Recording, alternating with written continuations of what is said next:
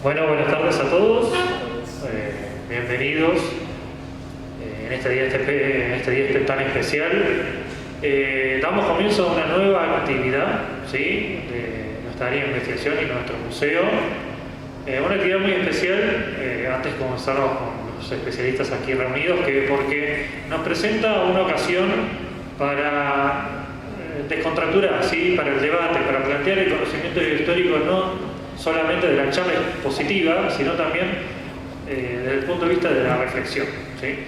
Eso en general a los historiadores nos falta, ¿sí? En general es usual hacer charlas expositivas más académicas, y creo que hay que buscar nuevos horizontes para la divulgación histórica y empezar a conectar de otras maneras y tratar, ¿sí?, el pasado histórico. Y por ello, con ese objetivo, nos convoca acá el tema principal, que es la construcción del héroe nacional, ¿sí?, que son la serie de 2 encuentros. En este caso tratamos de especificar, de hablar, ¿sí?, de casos puntuales, ¿sí?, de construcción simbólica de figuras históricas muy relevantes desde ya, pero de hablar no solo de lo que hizo esa figura histórica, que de por sí sabemos que fue relevante, dependiendo obviamente de cómo lo trate el historiador, pero cómo y quién y a partir de qué se construyó esa figura a nivel simbólico y cómo fue apropiada, ¿no? Así que, sin más, voy a presentarlos a ellos y les voy a dar la palabra. El encuentro se estructura de la siguiente manera: una exposición breve de 8 minutos de cada uno de los intervinientes, y después haremos preguntas acá y se generará el debate, que para eso venimos, ¿no?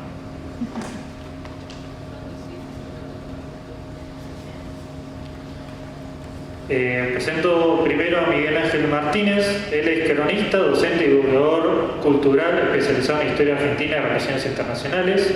Fue secretario académico docente de la Diplomatura de Relaciones Internacionales en la Universidad Abierta Interamericana entre 1916 y 2022. Perdón, 2016 y 2000, son los nervios que juegan ahí. No, perdón, Miguel Ángel. 2016 y 2022. Es autor del libro Las claves esenciales de San Martín y ha colaborado en numerosas publicaciones y producciones vinculadas a la figura del Libertador.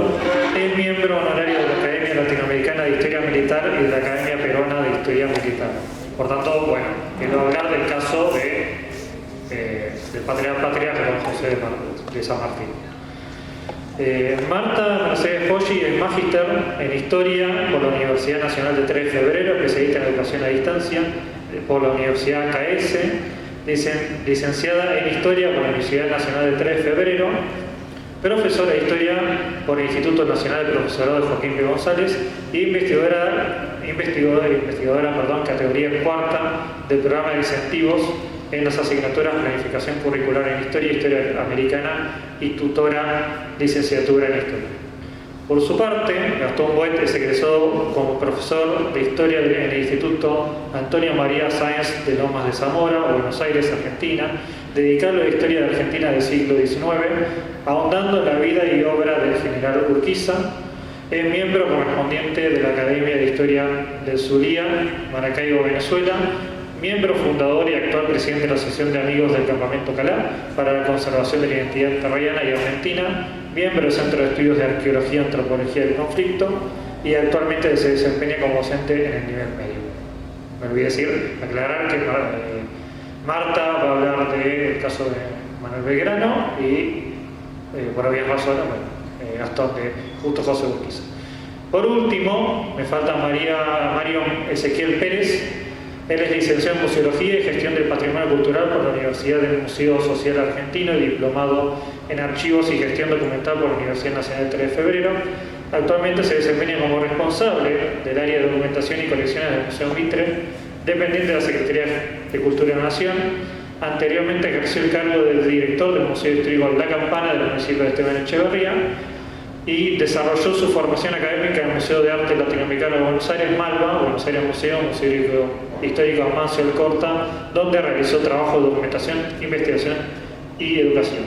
Finalmente, antes de ceder la palabra, agradecemos la presencia de Juan Ramírez, secretario general de la Asociación Educacionista La Fraternidad y de la Universidad de Concepción del Uruguay en representación de su rector, doctor Héctor Saulet. Sin más, Miguel Ángel, te cedemos la palabra.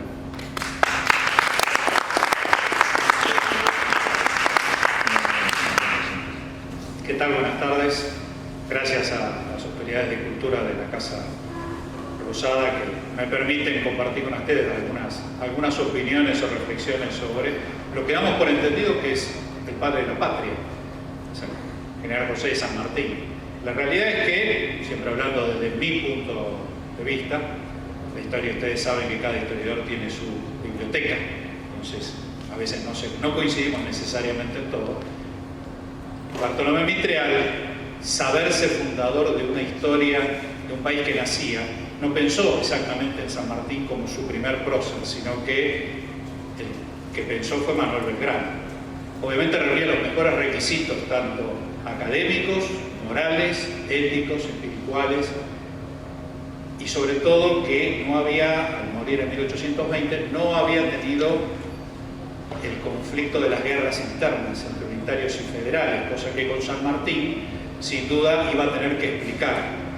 Pero no ha podido Mitre evitar la incorporación en ese cuadro de honor de San Martín, debido a que si bien a nivel local, después de la batalla de San Lorenzo y el ejército de los Andes, el resto lo va a hacer a nivel internacional, no va a poder evitar reconocer sus esfuerzos, no solo militares, sino desde el punto de vista político y moral, que también estuvieron a la altura de Belgrano. Hay que recordar que San Martín reconoce a Belgrano justamente como un ser inclusive superior a él.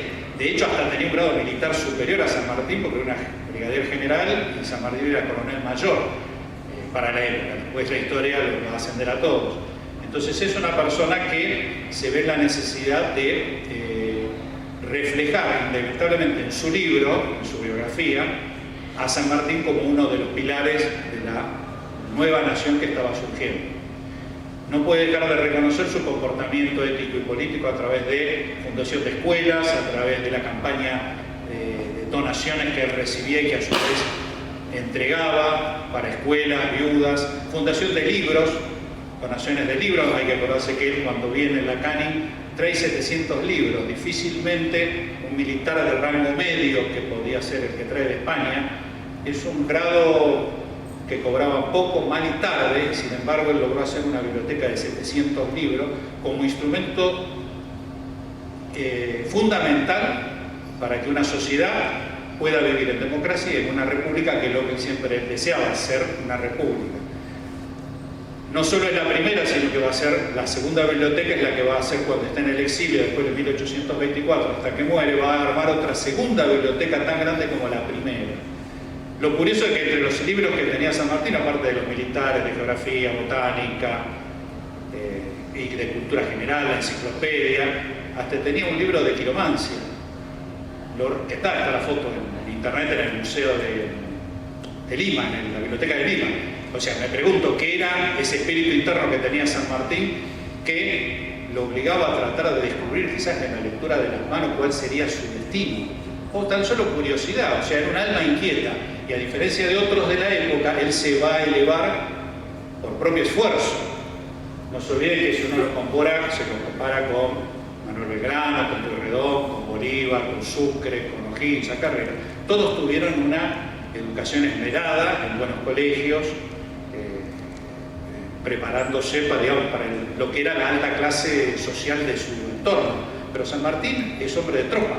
A los 13 años ingresa, ya lo saben todos, y se va a ir nutriendo y va a querer elevarse culturalmente para estar a la altura de las circunstancias, y el destino lo va a llevar. Nunca va a dejar de eso. Uno se puede ver como sociedad reflejado en que puede levantarse, puede nacer de abajo y llegar a las más altas cumbres con esfuerzo, con disciplina y con mérito. En un primer momento, San Martín diría hasta que se decide repatriar los restos, y acá el profesor, el historiador Roberto Colimodio, que bueno, tengo el privilegio de que me esté acompañando hoy acá junto con Manuel Belgrano, ha hecho un trabajo de investigación sobre la repatriación de los restos de San Martín, que es un trabajo muy interesante. No estaba en la candelera de los próceres, estaba medio como, era un prócer, una figura más, pero no era el prócer para ser el líder que después se va a convertir. Pero el hecho de la repatriación de los restos, la magnitud del despliegue que se hizo con ese evento, después la reforma del ejército, con Richeri, lo va a elevar cada vez más y convirtiendo al ejército en alguna manera en el custodio de los valores últimos de la sociedad. Después van a venir los años 30, donde va a aparecer el Instituto Sanmartiniano, la estatua de Dom va a ser expandida por todos los rincones de la República, el famoso Mertedo que está en Plaza San Martín. Va a surgir un nacionalismo local que lo eleva más también en su proyección internacional, por Libertador de Argentina, Chile, Perú parcialmente de Ecuador. Entonces lo va a elevar cada vez mediáticamente, va a estar en conflicto con Inglaterra, porque en los años 30 Inglaterra va a sacar una estampilla conmemorativa de los 100 años de la ocupación de las Islas Malvinas, a lo cual va a producir un reclamo internacional y se puede decir un debate y una pelea filatelista entre unos y otros, y después vamos a seguir avanzando en el tiempo y va a venir en 1950 el centenario, donde de golpe se expande su figura poniéndola a niveles de Belgrano en todos los lugares, en todas las plazas. No hay plaza, no hay lugar en toda la Argentina que no tenga esos dos nombres como faros, Belgrano y San Martín. Y está claro que la figura de San Martín, entre los tantos libros que tenía en su biblioteca, están los de Plutarco. Y es muy interesante analizar por qué San Martín tenía esos libros, porque cuando uno analiza las historias célebres o las vidas paralelas de Plutarco, donde analiza entre uno y otro y destaca las virtudes de lo que debe ser un líder, no la parte biográfica, sino las virtudes como valor de la libertad.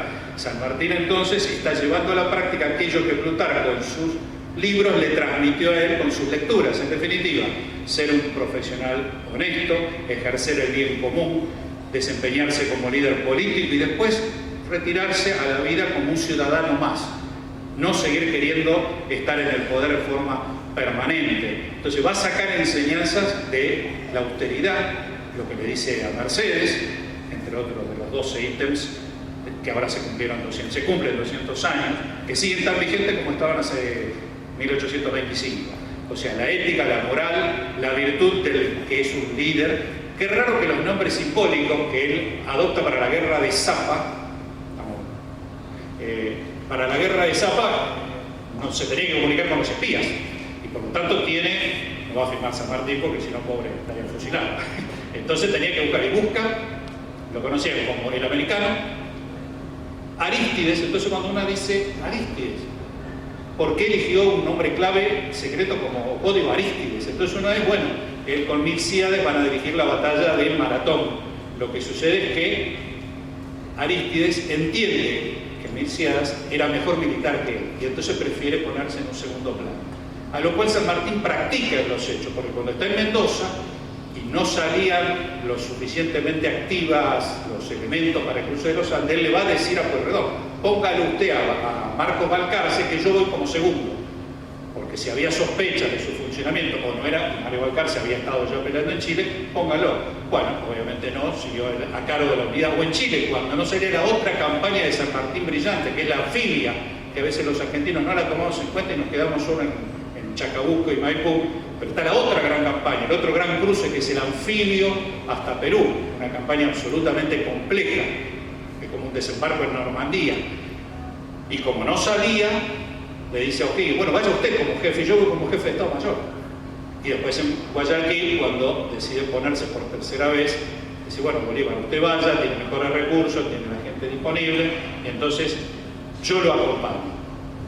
Y ahí entonces San Martín ni se retira, porque eso se va de exilio, queda siempre como un término que para un militar la retirada no suena demasiado bien, sino lo que hace es cumplir lo que había dicho un año antes a O'Higgins por carta, diciendo: termino de instalar el gobierno, entrego el mando al Congreso y me retiro. Un año antes ya lo había dicho, de lo que iba a hacer. Así que lo que hace es cumplir con su palabra y hacer como hacen los grandes hombres, irse a la vida privada, y ya no quiere saber más nada porque él siempre reconoce que odiaba, dice, lo peor que me ha pasado es ser hombre público. No venía de ese tipo de acción. Por eso el otro nombre secreto que utiliza para firmar, de hecho ahí Pasoldán muestra documentos de Perú, donde cartas dirigidas en secreto dice Inaco. Inaco es un titán chiquito que tiene que solucionar una serie de inconvenientes entre dos grandes, entonces bueno, simbólicamente podría ser Europa y América. Y su principal y más grande ambición era solucionar el conflicto y retirarse a vivir con su familia en el lugar más alejado del mundo. Casualmente lo que siempre dice San Martín, terminé hermano, me quiero ir a la ínsula Cuyana, me quiero alejar de todo lo que es el ruido, preocupado, digamos, que lo persiguieran después cuando viene a Buenos Aires, por aquello que había debido en 1819 y no había hecho, como sí hizo Belgrano, cumplir la orden de volverse hacia Buenos Aires. Belgrano viene con el ejército del norte para luchar contra la gente del litoral, y San Martín decide continuar o no la campaña libertadora en una visión más continental y no tan local. Esos son los valores que yo quiero rescatar de San Martín, que son justamente la virtud, la disciplina de trabajo, la honestidad en el mando y la inspiración en los valores que se necesitan para vivir en una república. Mirko, creo que con esto empecé, y si sobreviven estamos.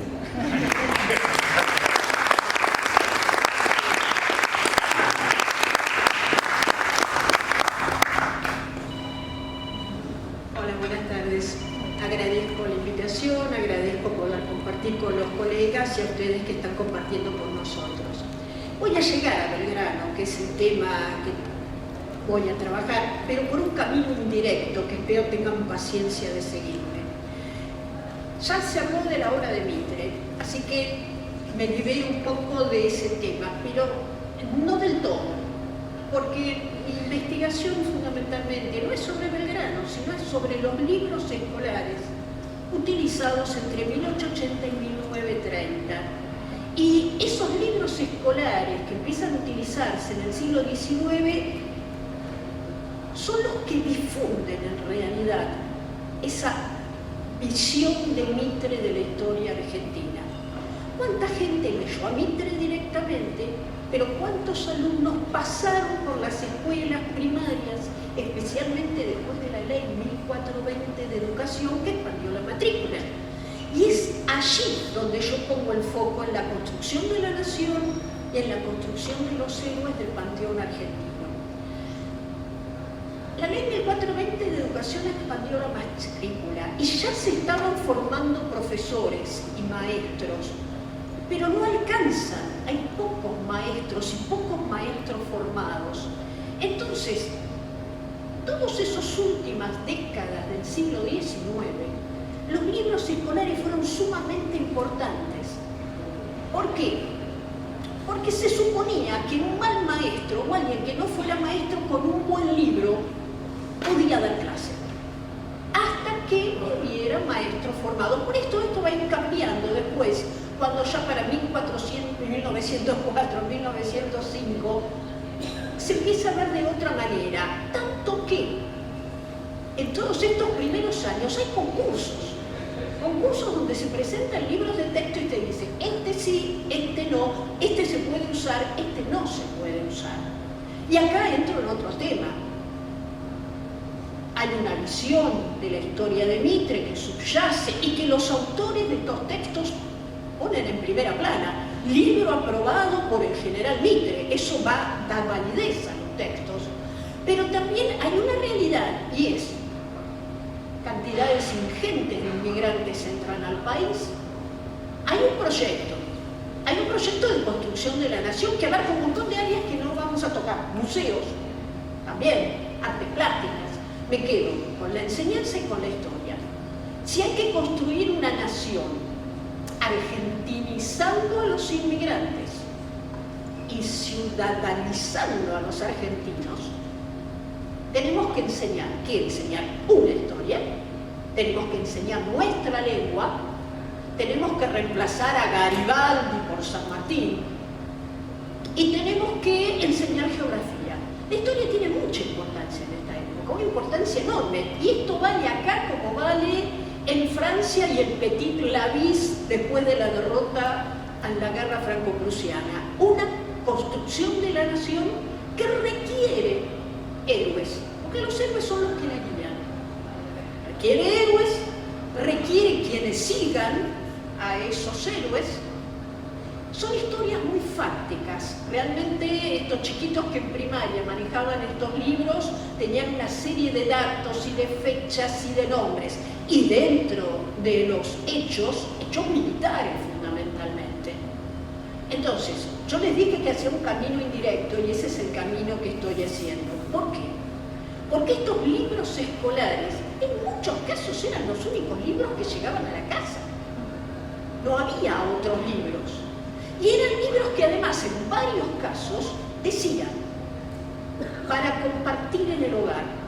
Hay una idea de que el libro de texto, si el chico se llama en castellano y los padres no, el chico lo lee, si los padres ya saben leer, lo leen con el hijo. Pero vamos difundiendo una historia argentina con ciertas características.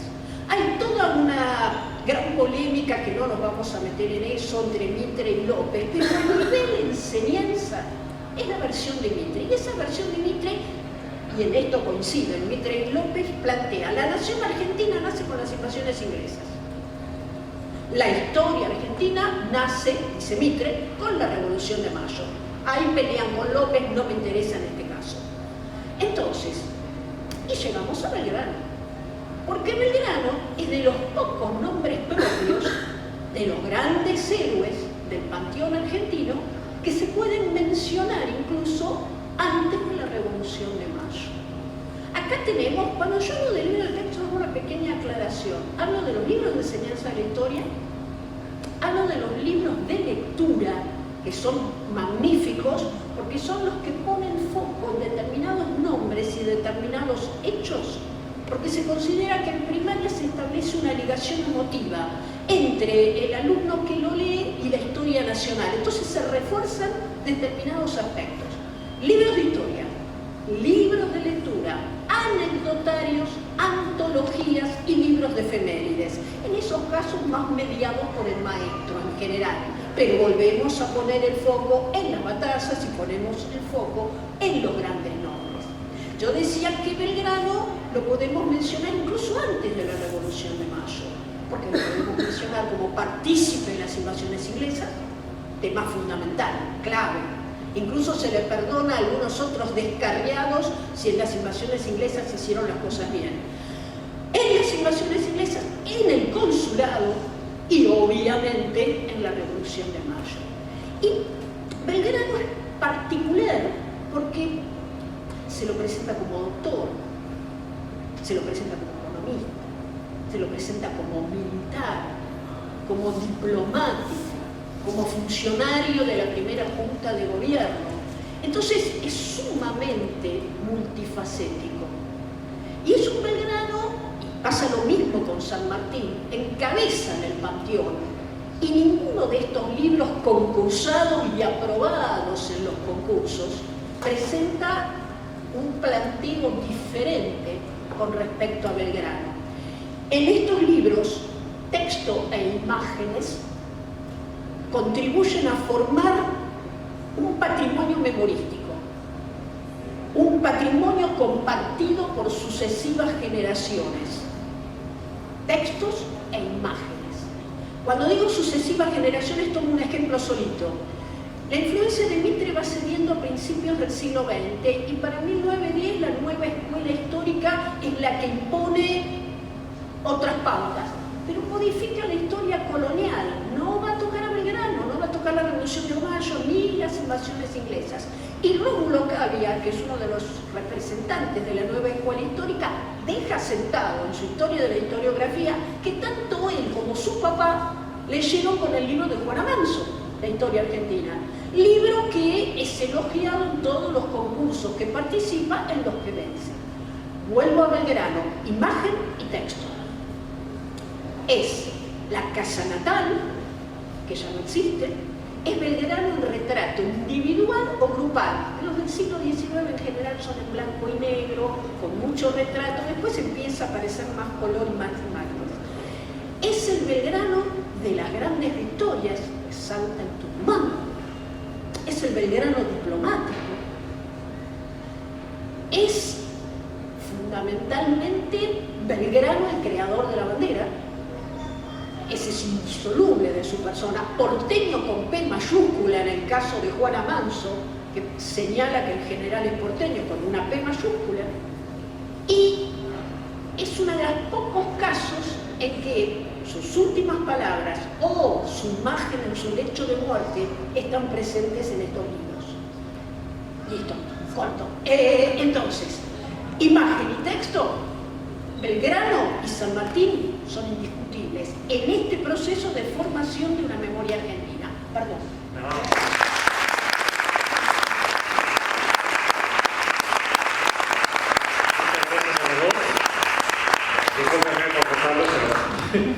Bueno, ahora, excelente, no me dejaste nada para el debate, Marta, tremendo.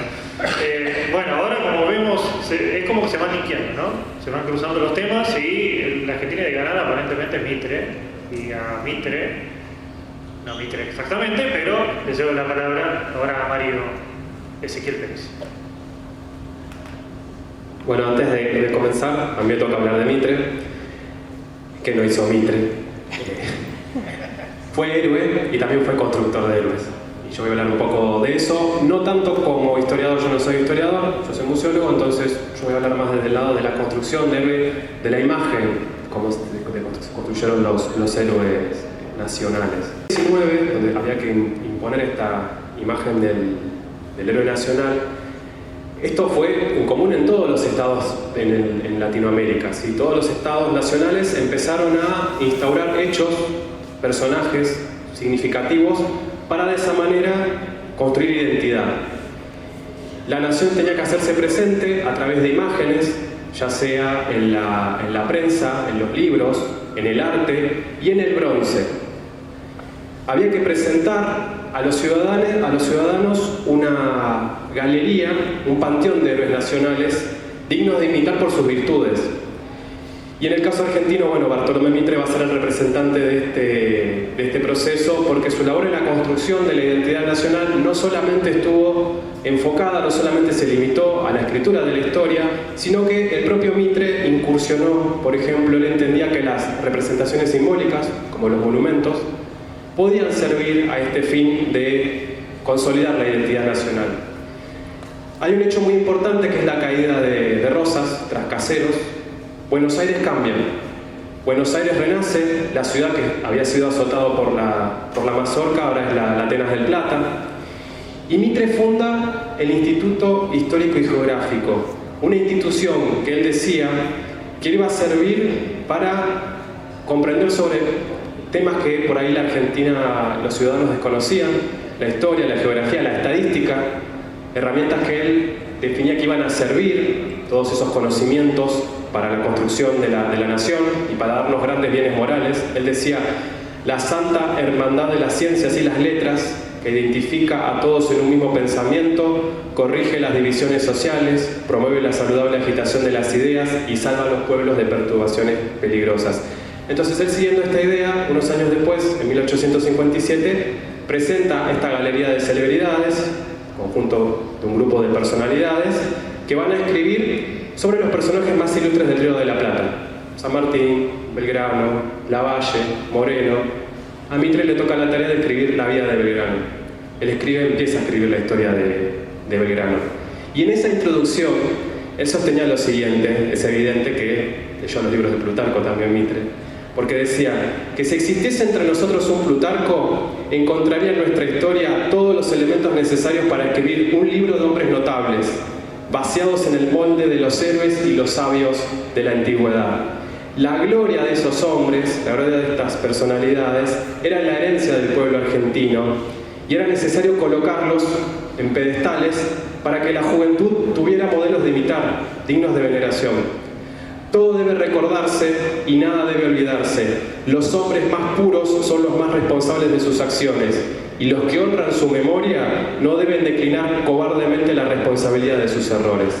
Él sostenía que el estudio de la historia era una forma de dar fundamento racional y evitar la idolatría hacia ciertos personajes. Es el fundamento de la historia científica que hace Mitre. Es él el que antepone la idea de que el documento original, a partir de él se tenía que escribir la historia. Pero no solamente con documentos originales, había que contrastarlos, había que crear un sistema. Tenían que relacionarse y contrastarse entre sí. No basta con conocer ni uno ni muchos documentos, es necesario conocerlos a todos, pues la falta de uno puede anular o dar diversos significados a todos los demás. Entonces es Mitre el que empieza a escribir la historia argentina que no estaba escrita, y es él el que despierta este sentimiento de nacionalidad. Cuando está hablando de la inauguración del Monumento a Lavalle, en un pasaje dice: Señores, todo aquel que examine nuestra historia con ánimo sereno y espíritu filosófico hallará siempre un hilo conductor que nunca se pierde y que muestra que el pueblo argentino, en medio de grandes evoluciones, ha sabido por dónde siempre caminaba. Si se hubiese borrado su historia y si solo hubiese quedado como documento para consultar la página inmortal de la Revolución de Mayo, yo diría como Cuvier, en presencia de un diente y de un hueso fósil: con este solo hueso yo os armaré un esqueleto antidiluviano, lo vestiré de carnes y les diré cuáles eran sus hábitos, sus alimentos y hasta su índole. Y Mitre dice esto: yo digo más, lo haré vivir y lo haré sentir. Él mismo exponía en la historia de Belgrano que había sido escrita para despertar este sentimiento de la nacionalidad, y eso le dio el impulso de estudiar los orígenes del gen argentino, del ser argentino. En 1862, Mitre inaugura el monumento a San Martín, en el Campo de Marte, hoy es en Retiro, y en ese discurso, cuando él inaugura el monumento, nace también la idea de escribir la vida del prócer, porque hasta ese momento el padre de la patria era Manuel Belgrano. Pero en ese discurso inaugural que Mitre da, ahí él crea la iniciativa para escribir la vida del Libertador. Y él afirmaba en esa inauguración de ese monumento que era un feliz augurio para la nacionalidad argentina que la estatua del grande hombre que más cumplidamente la simboliza se levante por los esfuerzos generosos del pueblo. O sea, había sido hecho levantado por suscripción popular el monumento a San Martín. A las apuradas, les voy a contar bien por qué esa historia, pero Mitre decía que era una gran alegría para él que en torno suyo, alrededor de ese monumento, estuvieran todos los miembros de la gran familia argentina reunidos en paz y en libertad. O sea, nosotros veníamos de tantas guerras civiles, de Pavón y Cepeda, hubiese sido un feliz augurio para San Martín. Y esta historia de San Martín, primero se publica como folletín en el diario que había creado Mitre, el diario La Nación. O sea, Mitre utilizaba el diario como una herramienta pedagógica para toda la ciudadanía. La historia de San Martín se completa a los años, en 1887, y a la par sale la historia definitiva de Belgrano, que son dos obras complementarias, son análogas, pero que cuentan sobre el proceso de la Revolución Argentina en sus dos etapas. Y Mitre, para escribir la vida de San Martín, va a reunir todos los documentos que se conocen del prócer. Es más, le va a pedir a la nieta toda la documentación de su abuelo para poder escribir esta historia del Libertador. Y no solamente se queda con eso, Mitre también va a recorrer los lugares donde estuvo el ejército libertador, repite la gesta sanmartiniana, como era militar, tenía conocimiento de cartografía, de estrategia, bueno, todo eso lo volcó a la historia de San Martín. Pero la historia de San Martín y Belgrano despertaron en Mitre otra inquietud. No solamente había que narrar la vida de los héroes nacionales a través de publicaciones y de libros, había que convertir esos discursos de papel en metal y en piedra. Entonces ahí es cuando Mitre entiende la importancia de comenzar no solamente a escribir la vida de los héroes nacionales, sino empezar a erigir monumentos que sirvan para este proceso de la identidad nacional. Entonces es Mitre que comienza a erigir los primeros monumentos a los héroes de la libertad, primero a San Martín, después el de Belgrano, acá frente a la Casa Rosada, el de Belgrano que originalmente miraba a la Revolución de Mayo, ¿sí? Miraba a las ideas de Mayo, al Cabildo. Después, en 1880, Mitre encabeza los trabajos para el monumento a Rivadavia, otro prócer que defendió las ideas liberales, y más tarde el monumento a Lavalle. En el monumento a Lavalle, él deja en claro algo muy establecido sobre esta idea que él tenía sobre la pedagogía de los monumentos. Él dice que las estatuas representativas de la verdadera grandeza póstuma son las levantadas a los caídos con varonil aliento en la lucha por la vida, que no reciben recompensa de sus contemporáneos y triunfan con su idea después de muertos y por su generoso sacrificio. Entonces, para Mitre, la construcción de estos monumentos era una ceremonia que glorificaba a esos héroes nacionales, a los héroes morales de la nación, pero no solamente a los que lucían entorchados, no solamente a los generales, a los de ejércitos, también el pueblo, como por ejemplo Falucho. El monumento a Falucho, Mitre tuvo mucho que ver en su construcción, y es más, en uno de sus escritos él destacaba que millares de héroes sin biografía han rendido noblemente su vida. Estos son los héroes anónimos de la historia. Cuántos sacrificios oscuros, cuántos mártires modestos, cuánta nuestra historia militar. Hace medio siglo que un soldado de Buenos Aires sacrificó deliberadamente su vida. Esos nombres merecen ser inscritos en las letras del bronce, en el gran monumento que la posteridad consagrará a las glorias ciudadanas. Pero no solamente militares, también ciudadanos que inspiraron a generaciones, como por ejemplo Esteban Echeverría, el inspirador del liberalismo en los jóvenes. Bueno, Mitre estuvo hasta los últimos años de su vida supervisando ese monumento, que no lo llegó a ver inaugurado porque falleció, y es un claro ejemplo el monumento a Echeverría de el elemento, la herramienta que tenía el monumento como construcción de memoria nacional, ¿sí? El monumento a Esteban Echeverría se ubicó en los terrenos del Caserón de Rosas, o sea, más simbólicamente imposible lo que fundaba ese monumento. Y bueno, y para Mitre, ¿por qué es héroe? Porque la libertad para Mitre era la base ideal de aquella cruzada que nos había dado un lugar como nación en los destinos del mundo. Es el asiento de nuestra organización institucional y el pedestal de nuestra existencia colectiva. Mitre es héroe porque sacrificó su vida para defender el monumento a la identidad nacional y porque sostenía que la armonía entre la libertad y la ley, el convencimiento individual y la búsqueda de un bien común es lo que dota de poder y dignidad a la disciplina.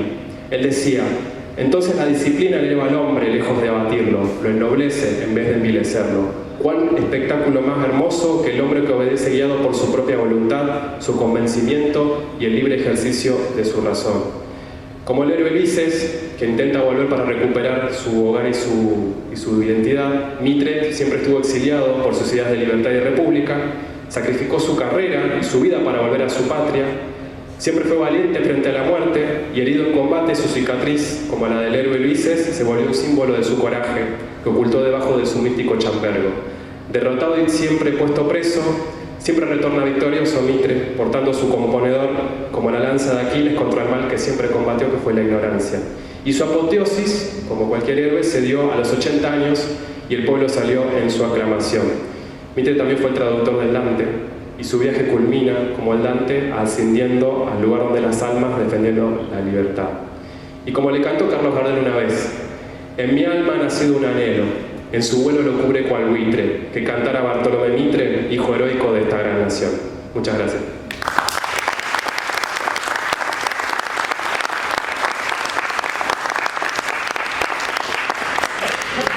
Bueno, buenas tardes. Yo voy a hablar un poco de un hombre que es justo José Urquiza, que es un héroe bisagra en la historia nacional, sobre todo en la mitad del siglo XIX. Urquiza es el arquetipo del hombre del campo. Es el héroe que nace en el interior profundo, en el litoral. Es una persona que, con escasa formación académica, unos pocos meses en el Colegio Nacional, se convierte en autodidacta, se dedica a la tarea rural, la cual no va a abandonar nunca.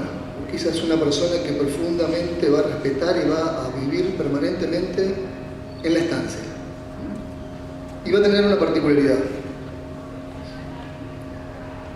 Si bien nace a la vida como el típico caudillo en la década del 20 y participa en las guerras civiles que inician en Entre Ríos y concluyen en Entre Ríos después con López Jordán, es una persona que a lo largo de su vida va a poder cambiar ese paradigma, a lo largo de una sola generación, de convertirse desde un caudillo, que era un líder seguido por la tropa, con cierto poder adquisitivo, con ideas políticas pertinentes, a un estadista, y a un hombre de política y a un hombre que proyecta una nación a 30 años. ¿Por qué digo que es un hombre bisagra?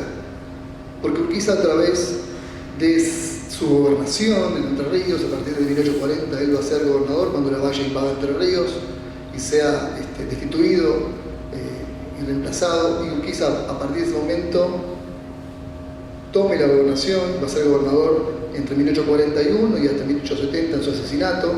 Solamente va a dejar de ser gobernador en el interregno en el cual va a ser presidente de la República. Va a construir esa imagen de nación federal desde el litoral.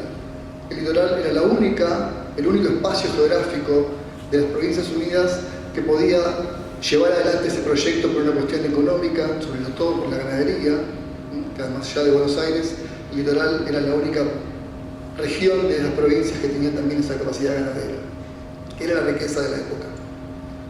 Entonces Urquiza, luego de convertirse en un militar, no siendo lobo, digamos, siendo milicia, es un miliciano como todos los hombres de su época, un empresario exitoso, siendo también un comerciante exitoso, llegó a tener un saladerín impresionante, uno de los 3 hombres más ricos de América del Sur, previo a la presidencia, entiende que no hay más crecimiento sin educación y sin normas claras y leyes claras que pongan las reglas de juego para poder seguir creciendo en un Estado liberal como el pensamiento del siglo XIX, ¿no? Entonces, en ese sentir, Urquiza como gobernador construye durante la década del 40 y del 50 un Estado, el Estado de Entre Ríos, en un Estado avanzado para la época, un Estado liberal, que acogía a todos aquellos pensadores que eran rechazados, exiliados en otros espacios. Exiliados a Montevideo, podían venir a Entre Ríos a formarse, exiliados europeos, de las revoluciones restauradoras europeas, eran acogidos en Entre Ríos por el gobernador Urquiza, hombres como Marat Dugrati, como Larroque, como Alejo Peiret, ¿sí? Y va a fundar el primer colegio laico de la República, que es el Colegio Nacional del Uruguay, en la ciudad de Concepción del Uruguay, que va a ser no solamente el primer colegio laico, sino también una de los futuros presidentes o ministros que van a gobernar la Argentina, por ejemplo, en la generación del 80, cuando Roca asume la presidencia, y gran parte de su cartera de ministros sean compañeros de clase justamente del Colegio del Uruguay. No solamente Roca, sino también vamos a tener expresidentes como Arturo Frondizi, Agustín P. Justo, y personajes que van a participar, por ejemplo, también en la conformación de la Ley 420, como los Leguizamón, hijos del coronel Martino Leguizamón. Todos esos personajes están conformados o ideados a partir de un proyecto de nación que Urquiza va a empezar a idear a partir de la década del 50, que va a empezar a proyectar y que va a empezar a darle forma cuando entiende que su poder como estadista y como hombre del poder ha llegado a un punto culminante en el cual la educación de su Estado le muestra que si la nación necesita o quiere empezar a progresar, necesita reglas claras de juego. Y las reglas claras de juego van a ser la Constitución Nacional. Entonces, Urquiza va siendo el general más exitoso de esta Confederación Argentina al mando de Rosas por casi 20 años, a decirle a Rosas, bueno, es tiempo de cambio. ¿Cómo lo hace? De la forma legal que establecían las leyes de la Confederación, que es el famoso pronunciamiento de mayo del 51. De esa manera el Estado entrerriano deja de ser parte de la Confederación, junto con el Estado de Corrientes, que también hace su propio pronunciamiento al otro día, y a partir de ahí conforma una serie de alianzas que van a dar por finalizado los 20 años de Confederación Argentina, y lo van a nombrar, después del Acuerdo de San Nicolás, a Urquiza como, en este interregno entre la muerte de la Confederación y el nacimiento de la República, el mismo título que tenía Rosas, provisoriamente, y que ese pronunciamiento ya lo aclaraba en una de sus cláusulas, que no era una separación independentista o separatista, sino que era en tanto y en cuanto las partes se puedan juntar para dar forma a esta república. Bien hablaban mis colegas anteriormente, estamos como separados por procesos históricos, hasta el momento de la Revolución, el momento de la organización, de alguna forma, de este Estado argentino. Y entonces, Urquiza reúne las partes. Una de las habilidades que tiene Urquiza no es ser el mejor para las cosas, sino saber reunirse de los mejores hombres para lograr aquellos propósitos que deseaba obtener. Por eso, ¿qué hace después de Caseros? Lo nombra Bernardo de Irigoyen y lo envía a recorrer el interior para decirle a los políticos que no había problema, que el tiempo de la violencia había terminado y que había que reunir las partes para por fin darle forma a esa república después de 43 años de guerras civiles, que los hombres de Mayo no habían podido ponerse de acuerdo y que había que acabar con esa violencia. Es así entonces que, siguiendo y ateniéndose a los pactos, como el pacto del 31, Urquiza elige Santa Fe, reúne a esos hombres y logra en un año esto que en 43 años no se había podido lograr, que era sancionar el 1 de mayo del 53 la Constitución Nacional. ¿Voy cortando? Ok. Para terminar entonces, podemos decir que Urquiza lo hace en 3 años el proceso de organización nacional que no se habían podido lograr en 43 años de guerras civiles, que es pronunciamiento 51, mayo del 52, sanción de la Constitución Nacional, y 5 de marzo de 1854, siendo nombrado el primer presidente de la República Argentina. Así que bueno, es un poquito el proceso que yo quería contar y que vamos a empezar a debatir, si quieren, con mis colegas. Muchas gracias.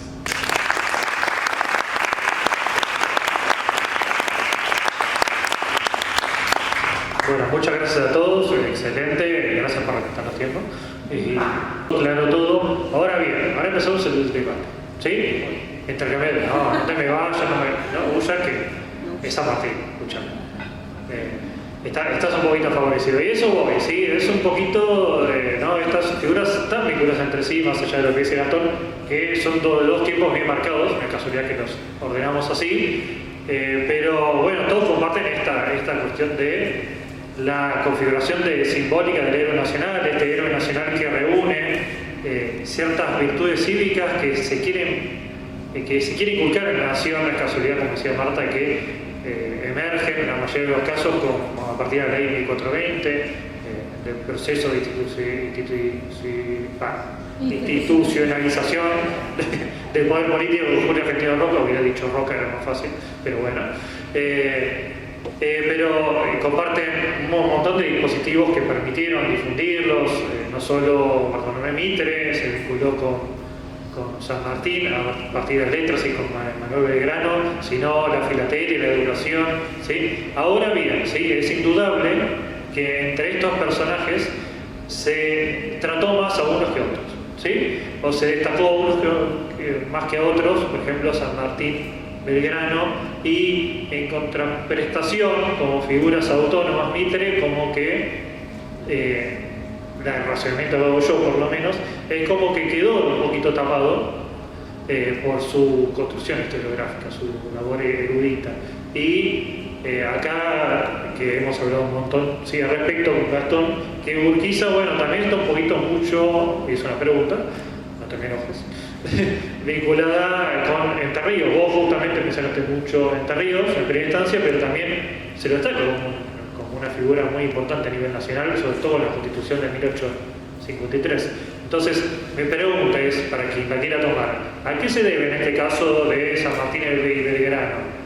Hay ya que son contemporáneos, ¿se debe a que, cómo oculta San Martín a Belgrano? ¿Qué relación hay? ¿Hay una complementariedad entre ambas figuras como héroes nacionales o hay una negación entre ambos? ¿Se entiende la pregunta? Sí, se entiende. ¿Puedo empezar? Yo me remito a los libros escolares, ¿está claro? O sea, yo trabajo sobre libros escolares, fundamentalmente 1880-1930. Había algunos anteriores, por lo tanto el de Domínguez o de Manso, que son anteriores, están incluidos. Yo te diría que son complementarios, que los libros que yo he manejado, y he leído unos cuantos libros de escolares, de lectura, de efemérides, no hay una disputa entre San Martín y Belgrano, y creo que se evita a propósito en los libros. Son los grandes nombres de la historia argentina y son complementarios. Y en el caso de Belgrano se insiste mucho en su abnegación, en su honorabilidad, en su decencia en todo lo que hacía. Y claro, no tiene la formación militar de San Martín, pero se destaca que fue militar por su heroísmo. Fue su heroísmo, su ímpetu el que lo hizo ser militar en San Martín, aunque no es lo que yo no voy a meterme en tu tema, pero en el caso de San Martín, el militar es la figura clave, es el militar indiscutido. En el caso de Belgrano tenés una mirada más abierta a distintos aspectos, pero yo, por lo menos a nivel libros escolares de ese periodo, y podría extenderme más en el tiempo porque lo he estado siguiendo, no hay una juxtaposición, un enfrentamiento, son complementarios, y creo que en eso la mirada de Mitre y la bajada de la educación patriótica sabían lo que hacían. Podemos sumar, alguien habló de Rivadavia en algún momento, pero hay otros nombres más discutidos. Y también tenemos a Nieves, por supuesto, pero no es lo que estamos viendo. Yo llego hasta ahí. Muy bien. Miguel Ángel. Lo que dice la profesora coincido plenamente, son complementarios. Ambos claramente tenían una línea de pensamiento que para vivir en república es necesario tener un pueblo educado, capacitado, para saber cuáles son sus derechos y sus obligaciones. Ambos entonces, ante una ausencia de una educación masiva que no se daba, porque no es que España no se preocupó por la educación de América. Hay que ser honesto que Harvard se inaugura en 1635 y para esa época España tenía en América 12 universidades por lo menos. Por lo tanto había una intencionalidad, ya que desde el punto de vista conceptual español nosotros nunca fuimos colonia, nosotros fuimos provincias de ultramar. Ahora, en los hechos, los funcionarios públicos son los que torcieron la visión de esa buena idea que había sido dada por Isabel la Católica y después por Felipe II, reconociendo de que no éramos exteriores, ya Galicia o el Río de la Plata deberían valer lo mismo. Lo que pasa es que en los hechos no funcionaba así, sobre todo con las reformas de Carlos III. Entonces, tanto Belgrano como San Martín entendían que la educación era el pilar fundamental para tener una buena sociedad. Y el sistema de gobierno, si bien podían estar de acuerdo con la República, ambos coincidieron en una monarquía constitucional como un punto intermedio, como hizo Brasil, que saltó progresivamente de imperio a república, en forma escalonada a medida que la sociedad fuera lo suficientemente capacitada para poder ejercer sus derechos. Entonces, ¿qué combinaba? Lo que ya estaba acostumbrado, un gobierno fuerte, monárquico, que era lo que unificaba a todo lo que eran las provincias de ultramar, de México a Tierra del Fuego, y le daba un espacio a los federales, que era que tuvieran representación en las cámaras, no al estilo de Bolívar, que aspiraba más a una república monárquica prácticamente, porque pone un presidente vitalicio, elección de su sucesor, una cámara alta fundada por los antiguos seres de la independencia, al estilo de la Cámara de los Lores ingleses, y una representación popular que sería la Cámara Baja. En cambio, yo hablando de una monarquía un poco más abierta, no tan aristocrática. Si bien en Perú no tuvo más remedio. Entonces el objetivo final de la conformación se va a dar, como es la voz unificante, tiene que ser educación, educación, educación. No hay otra palabra que pueda reunir eso, como dijo acá la profesora. Miguel, te pregunto, para profundizar un poquitito y ya vamos con el otro sector, ¿qué relación tenía San Martín con Belgrano? ¿Qué decía? Justamente para bajar un poco a la realidad histórica de esto de la contemporaneidad, del momento histórico que compartieron. La única vez que se van a conocer va a ser en el Ejército del Norte, en el Ejército Auxiliar del Perú. Si bien va a ser un amigo de Buenos Aires que los va a vincular a través de la correspondencia, van a tener una gran afinidad de ideas. Eso es lo que lo une y es lo que en definitiva San Martín reconoce de Belgrano. En definitiva, Belgrano era una persona, con el primo Castelli y con Moreno, eran los tres más grandes jóvenes de hacer barullo en esa época. Tal es así que la Junta de Gobierno se toma, digamos, el atrevimiento de a Moreno enviarlo de embajador, a Belgrano le dicen al Ejército del Norte, o sea, lo que sería hoy la campaña del Paraguay, y a Castelli lo manda al Ejército del Perú, o sea, se saca a los tres grandes revolucionarios, más activos, los manda fuera del eje del poder de donde estaba cocinándose la torta, ¿no? Los dispersa. Pero Belgrano siempre ha sido un hombre de servicio público, como le dijo la profesora, ha sido el hombre de que si tenía que ser embajador, era embajador, servicio a la sociedad, entrega al bien común. Si tenía que ser diplomático, era diplomático. Si tenía que ser funcionario, era funcionario. Si tenía que ser economista, como lo hizo en el consulado, planteó infinidad de esas ideas de la Ilustración. Él dice, cuando está en Europa, él dice que cuando vio todos esos movimientos se sintió absolutamente imbuido y apasionado de ese cambio que se estaba produciendo. Él se forma parte. Pero en esa España estaba Belgrano, estaba los Carrera, estaba San Martín, estaba los Zapiola.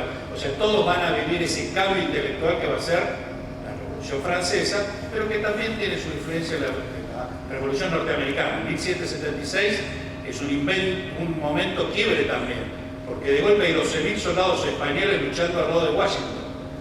Entre ellos, acuérdense, Miranda. Y hace no muchos años pusieron en el Congreso un busto de Gálvez, el gobernador Gálvez, porque no tuvieron más remedio de reconocer la influencia de los españoles en la independencia americana. En la película El Patriota siempre son los franceses, queda bien, es mejor, es malita la bandera, flores de lis, y no tener que explicar Río Grande para abajo la influencia de los americanos. Pero claro, ese ejército va a salir con todas las ideas que va a tomar Belgrano, que va a tomar San Martín, eso del derecho del hombre a la felicidad. Que se constituyan sin un monarca, sin una fe, era todo un acto de insubordinación y de falta de respeto a las monarquías. Lo que pasa es que, bueno, porque de Napoleón todo había que monarquizar, porque ahí va a coincidir San Martín y Belgrano en la forma de gobierno. Volvamos a simpatizarnos con los europeos, pongamos una monarquía para que nos acepten y nos reconozcan la independencia, porque eso de declararnos independientes, si algún hijo de ustedes de 12 años se quiere ser libre e independiente, todo el mundo lo miró y dijo, son provincias en estado de rebeldía, no los reconocemos como tal. Por eso vamos a tardar mucho tiempo. Chile primero, Brasil, porque era mejor pelearse con un país nuevo que no existía que con España, Estados Unidos y por último Inglaterra, y después empieza la cadena. Entonces ellos van a tener una visión muy clara, ambos, de cómo debería conformarse esta nueva nación. De hecho, hasta en la bandera. Dos paños, no van a enojar del ceremonial, dos paños, que es la que va a ser el ejército de los Andes, aplicándole la asamblea del año 13, el escudo con las montañitas abajo, para identificar que es una bandera coronela, ¿no? Se dice así, que es un ejército que había tres: el litoral, contra los caudillos, en el norte contra los avances españoles, y la de los Andes contra. Por eso a veces se le critica a Pueyrredón que no apoyaba económicamente a Belgrano, pero es que tenía, de la misma chequera, tenían que salir para cubrir tres ejércitos en operaciones por tres temas distintos, quizás. Pero bueno, se hacía muy difícil. Perdón, no, gracias. Con respecto, sí, vinculando un poquito a San Martín y Mitre, ¿sí? Y con respecto a la figura en particular de Mitre, esto que te preguntaba antes, Mario, ¿sí? Que daba a entender. ¿Cómo se juega su figura, sí, esta cuestión de la erudición, de destacar y de construir la importancia, que fue clave, el rol de Mitre en el pasado nacional, y su misma psicología, su construcción como héroe nacional? Muchas veces trabajando nosotros en el museo, nos preguntamos si Mitre era consciente de que su figura poco a poco en Buenos Aires se estaba construyendo como héroe nacional. Él no lo tenía incorporado, eso creo que él lo vio más a su final de sus años, que ya se glorificó, ya era un prócer en vida, y justamente él ponía el énfasis y colocaba en el pedestal a San Martín y a Belgrano como los principales héroes nacionales. Y lo que en esa generación había, en esa generación del 80, esa generación inspirada en la generación del 37, veían en los ideales de la Revolución de Mayo, porque básicamente San Martín y Belgrano son dos personajes fundamentales de esas ideas, de libertad y de Mayo, de república, que van a después tener sus contratiempos, pero Mitre es el que reconoce en esos dos personajes principalmente, Belgrano como ciudadano y San Martín como militar, que llevaban ese proyecto a las distintas partes del interior, y bueno, después las ideas de la revolución se expandieron. Pero por eso es que Mitre elige esas dos personalidades justamente fuertes. Primero la de Belgrano y después la de San Martín, que bueno, después se va construyendo como el padre de la patria y el héroe nacional. pero son los dos análogos, no había una discriminación de si uno por otro. Mitre entendía que era necesario. Pensemos que también nuestro país estaba recibiendo innumerable cantidad de inmigración y había que empezar a definir ese ser nacional. Entonces, la historia de Mitre, en ese sentido, fue muy importante para la construcción de los primeros años de lo que fue el ser argentino, empezar a ir definiendo esa identidad y construcción nacional. No lo va a hacer solamente desde la historia, desde las publicaciones, sino que también lo va a hacer a través del espacio público o también de los museos. Mitre es uno de los fundadores del Museo Histórico Nacional. Hay detrás de todo eso un trabajo, un proyecto en el cual él estuvo metido, que por ahí no se daba cuenta, pero estaba incluyéndose en muchas disciplinas, ¿sí? Que hoy en día nosotros las reconoceríamos como tal, y es un trabajo que él fue haciendo poco a poco, que luego con el tiempo, después de su fallecimiento, fue reconocido la labor de él, no solo como historiador. Muy bien, bueno, gracias. Y ahora pasamos al momento de Urquiza. Gastón, ¿qué ocurre con Justo José que por ahí no termina de ser reconocido? Porque sé que lo hablamos, ¿sí? Que es tu lucha, incansable, de ser reconocido Justo José Urquiza, su labor a nivel nacional, como fue presidente de la Nación, de vuelta, autor clave en la Constitución de 1853, porque en este sentido, que comparte con Mitre, ¿sí? Es, entre comillas, por favor, olvidado, ¿sí? O relegado. ¿Por qué se da esto en particular? Bueno, según mi opinión, digamos, en varios escritos que he visto de la época, básicamente el principal pecado de Urquiza es no haber nacido en Buenos Aires. Ese va a ser uno de los principales pecados que va a tener, ¿no? Y además, cuando Mitre escribe la historia, dentro de la historia que Mitre va a escribir, Urquiza va a ser uno de los grandes relegados de esa historiografía que va a escribir Mitre. Quizás porque era contemporáneo, quizás por celos personales, no sabemos por qué lo hace Mitre, pero de hecho son contemporáneos, ¿no? Digamos, Mitre vuelve a Buenos Aires de la mano de Urquiza, ¿sí? De hecho vuelve en un buque brasileño, bandera brasileña y bandera argentina, que vienen navegando el río Paraná, y el primer enfrentamiento que se va a producir entre las fuerzas de Rosas y las fuerzas de Ejército Grande son en ese barco, en las barrancas, otra vez con Mansilla.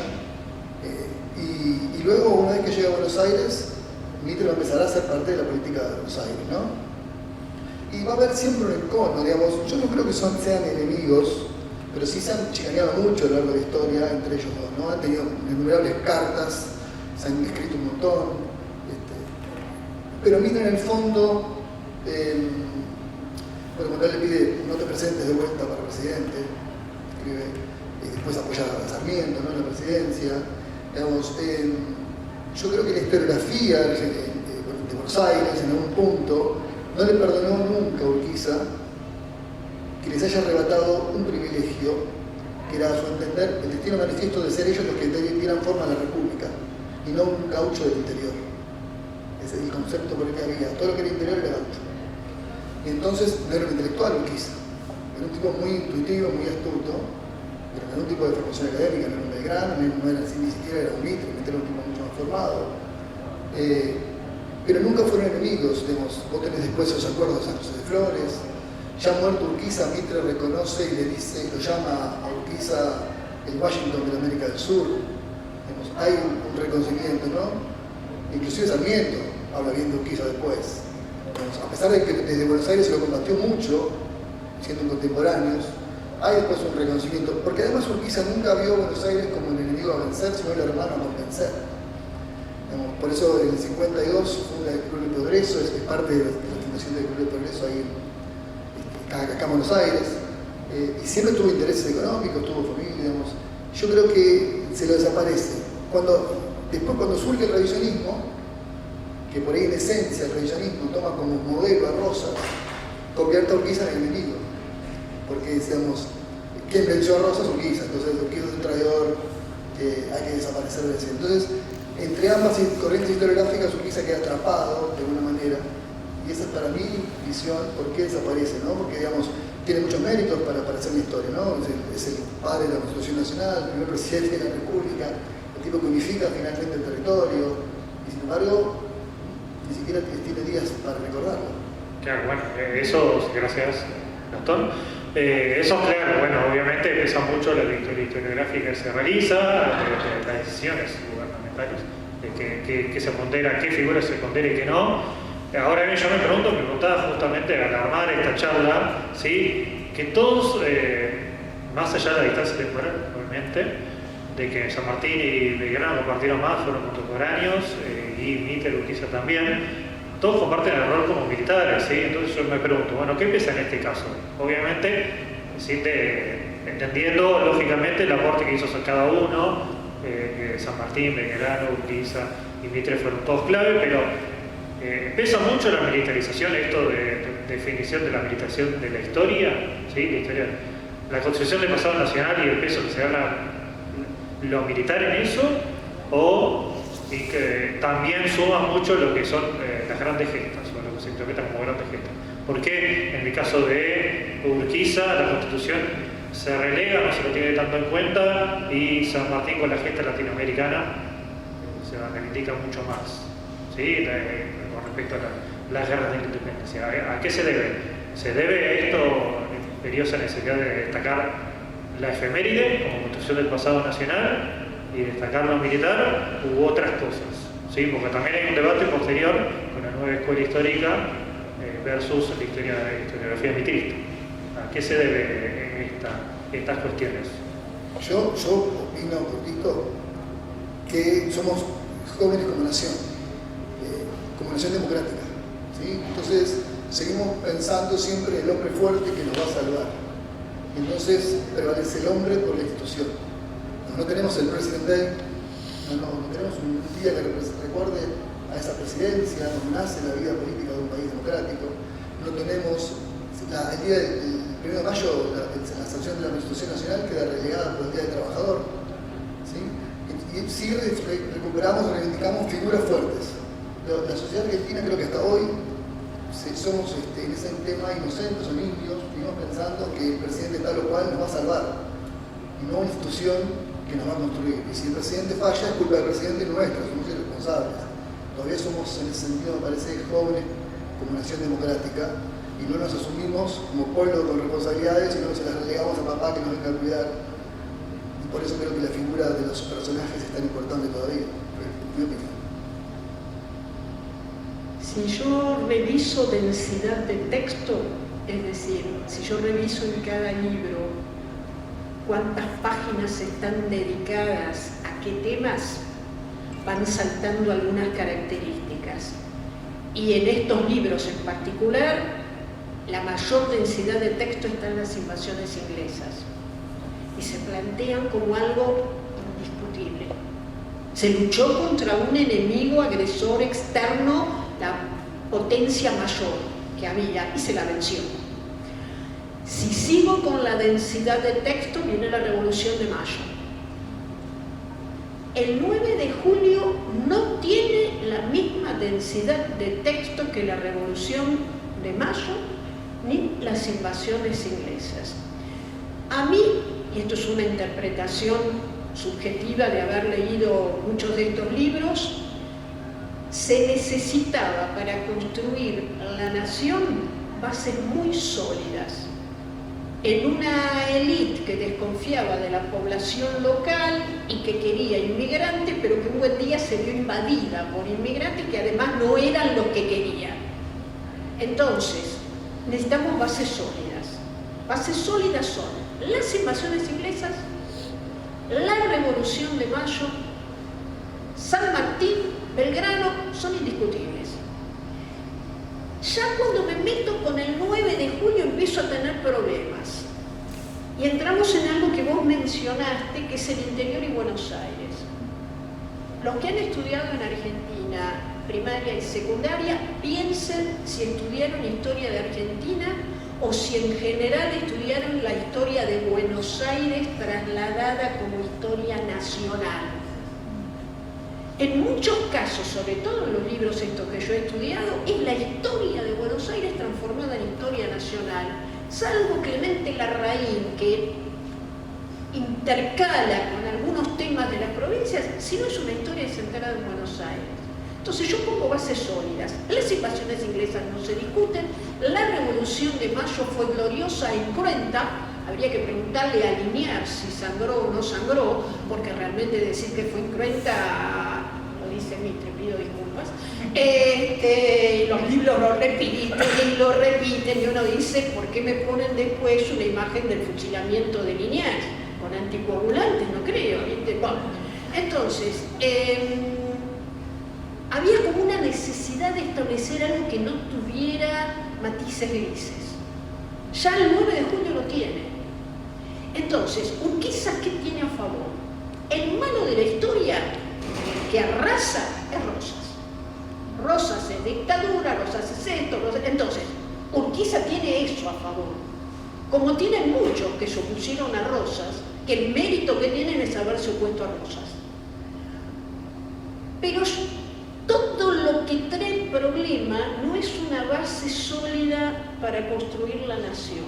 Entonces yo creo que se achica ese núcleo a algo que no se discute. Y sumemos otra cosa, los tiempos recientes no se estudian, tienen que tener distancia el historiador con respecto a los temas. Entonces vos vas viendo que la cantidad de páginas baja, hasta el punto que después las presidencias Mitre, Sarmiento y Avellaneda son cachitas y nada más, pero eso porque también había una mirada de que si Juan Amanso publica en 1869, a lo sumo puede mencionar unos nombres, pero no profundizar porque no hay objetividad en eso. Yo lo veo de esa manera. No se destaca Urquiza, pero sí se lo asocia con haber eliminado a Rosas. Ahí sería lo que se le rescata más fuerte. Ahora después, ¿y cómo le das cabida? Siento lo que vos planteaste es del interior. En una historia que normalmente viene de Buenos Aires. Y en el caso de López, más marcado todavía. Gracias. Mario. Yo solo quería hacer una acotación con la cuestión militar. Es que, si bien Mitre se lo conoce por ser militar, la razón es principalmente que en ese contexto y en ese momento no había otra forma para el cambio de lo político, de las ideas, que a través de ser las batallas y la vida militar. Y es más, el propio Mitre lo dice: yo odio Rosas porque por su culpa me tuve que hacer militar, político, hombre público, por eso lo odio a Rosas, a pesar de que salvó de que se ahogara. Pero más que nada con eso no le quedó otra alternativa que seguir ese camino, y bueno, después con el periodismo le encontró también otra manera de insertar en la opinión pública la versión de la historia nacional. Por ahí en ese sentido Urquiza es similar. Urquiza detestaba la función pública. Él cuando le trae la Constitución dice: yo no lo hago por patriota, lo hago por interés particular. Necesitamos un orden, un libro que nos ponga. Yo tengo interés, tengo bienes que proteger, necesito la ley. Y después él dice: mi vida, yo quiero que mi vida termine en el campo. Y de hecho muere en su casa de campo, ¿no? Pero no tenía el interés de estar en el poder. Y las circunstancias te van llevando. También estamos evaluando un periodo paternalista, ¿no? Y demás, pero él dice: yo, a ver, un tío práctico. Yo no quiero seguir haciendo negocio, yo necesito una ley. Entonces tengo que hacer la Constitución. No sé tanto convicción o practicidad, ¿verdad? Bien. Con respecto, retomando Mitre, sí, esta, ¿vos querés? Ah, perdón, me está adelantando. Quería pelearme con Mitre. Peleese, no, estamos para eso. Perdón. Parezco, no quiero ser el abogado del diablo, pero bueno, me toca el pan. ¿Dónde? Igualmente la quiero, porque me manda documentación cuando lo pido. No, en el sentido de que cuando Adolfo Saldías va a ser el primer revisionista, ¿no? Hace la Confederación Argentina, se la lleva a Mitre para que le dé la bendición, porque obviamente Mitre dejó como respaldo un diario para sus opiniones. Hoy quiero ver quién se le pone ensayo si se enfrenta y al diario de la Nación se le ocurre decir algo que no es de su gusto. O sea, fue pícaro y dejó todo acá para atrás diciendo: el diario me va a defender en lo mediático.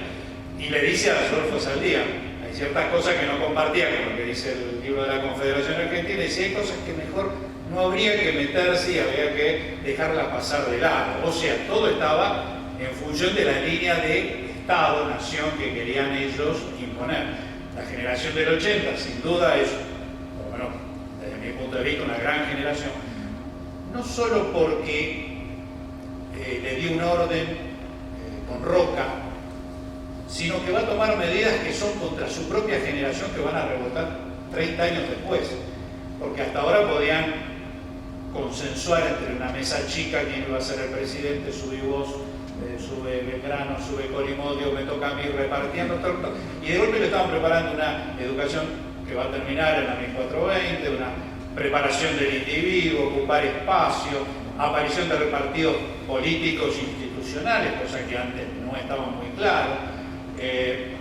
y van a votarse como pasó cuando vino el voto de la Raiza en Peña, que va a ganar Irigoyen, y nadie sabía que iba a ganar Irigoyen, una persona que no hablaba, era silencioso. ¿Cómo iba a ganar un éxito si no tenían imagen pública? Entonces, ¿cómo es que iba a ganar? Y sin embargo ganó. El trabajo de conciencia, las clases sociales ya alcanzando una masificación más grande, los inmigrantes que estaban ocupando sus espacios, y esa generación del 80 va a generar los propios elementos que la va a terminar haciéndola caer. Entonces es muy interesante ese proceso. Y en lo que hace a Mitre, obviamente un general que nunca ganó ninguna batalla, con todo cariño, pero sin duda ya hay que ser pícaro para ser general no ganando una sola batalla. Y la visión del unitarismo, que a veces nos dicen, no, federal contra unitario. A ver, hay modelos europeos, para irnos a la época, unitarios que funcionaban. Sí, Francia es uno de ellos. La bandera de los dos colores, o sea, celeste y rojo, son la bandera de París. El blanco es Juana de Arco. Y así se forma. Y en Alemania se forma con el Estado de Berlín, prusiano, como unitario que va a aglutinar el resto, y no les fue mal. O sea, no quiere decir que el modelo federal sea el mejor. Lo que pasa es que para ejercer el modelo federal, volvemos a las bases de Belgrano y de San Martín, se necesita no solo una figura fuerte, sino un pueblo que sepa cuáles son sus derechos y sus obligaciones. Si no, no puede defender nada. Es, no sé, Borges hablaba de un libro sobre al principio de un libro de otra persona, que convertimos a San Martín en una especie de mármol blanco, puro, frío y sin ningún tipo de empatía con la gente. Es tan puro, tan casto, virgen, que no es humano y no puede ser, sino uno tiene que entrar a vincularse con esos modelos de Belgrano y San Martín, con sus pasiones, con sus derrotas, sin entrar en lo que yo sé que vende mucho, si con quién estuvo, que si no, que si el hijo de... que está bien, vende, eso vamos a reconocer, vende, pero que no hace la cuestión porque no deja... eran personas, obviamente, tenían sus debilidades. Entonces llevarlo a un punto intermedio, un punto de... descartemos lo bueno, descartemos a Plutarco, descartemos que la virtud es el elemento que no es innato al ser humano, porque nosotros no somos virtuosos por naturaleza, eso está claro. Lo hacemos a través de una repetición de unas formas correctas de hacer las cosas, que es lo que se debe hacer, hasta que se convierte en un hábito. Entonces ahí ese hábito hace que la sociedad mejore. Y ya me peleé con me falta comunicación.